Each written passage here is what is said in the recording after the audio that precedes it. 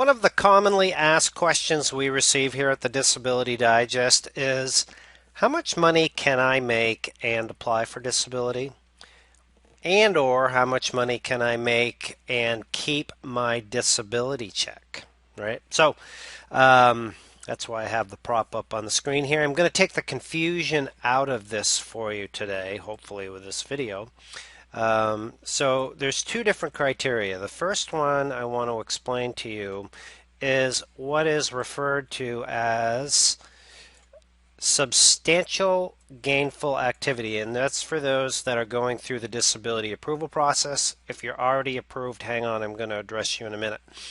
So what this means, or they call it SGA, is how much money you can make and apply for disability in the eyes of Social Security by the regulations.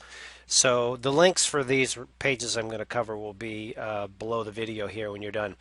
So down here, just move my screen a little bit more.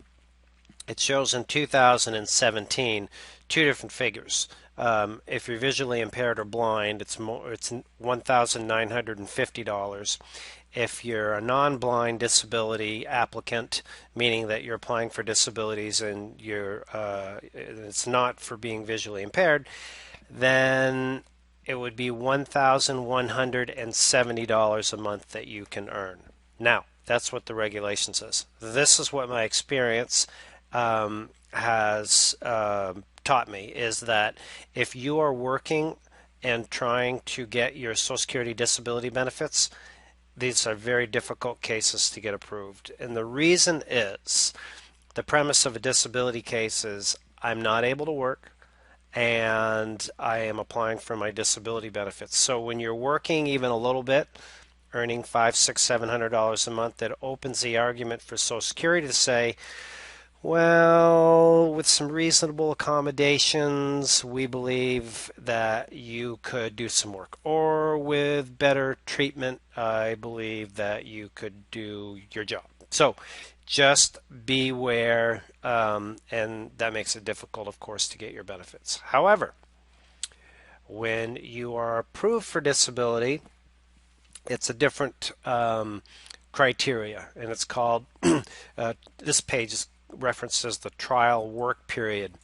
And what the trial work period is, as it's explained on this page, is any month that you exceed the trial work period amount, it's counted as a month towards your trial work period and potentially can have an impact on your benefits. So if you stay below that trial work period amount, then it will have no impact on your benefits. So to address the question, how much money can I make and keep my benefits? The amount for 2017, the time of this recording, down here, is $840 a month. Okay, so for $840 a month, there's two ways to look at that. If you're an employee working and getting a paycheck and a W-2 statement, then it's $840 a month. It's also looked at differently if you're running your own business, because that $840 is not the gross amount of money that you make. It is the amount of money that you net after your expenses. So if you're working at home, doing an independent contractor job, or doing something like that, that we encourage you to do, then you take all of your earnings and you deduct your expenses, and that is the amount that you average over an annual basis. Now, very important, I repeat, I am not a tax guy.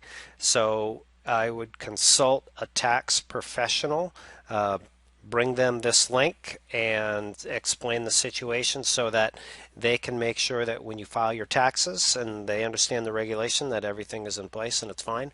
But that's my understanding of how the gross earnings and the net earnings work. So if you're doing something from home and maybe you're already paying for your phone or your internet or your computer, these are all expenses that you can now incorporate into your business if you haven't done so already.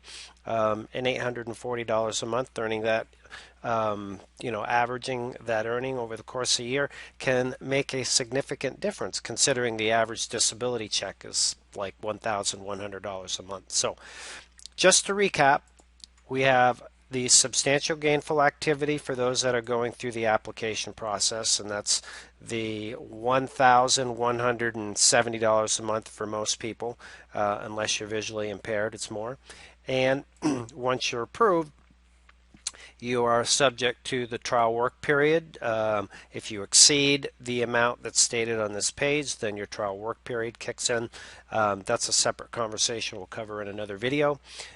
So those are the two differences. I hope this information has been helpful in helping you understand what you can do to get your check and how much you can make and keep your Social Security disability benefits. This has been Brian Therrien. The links are right below with some additional help. Thank you. Have a great day.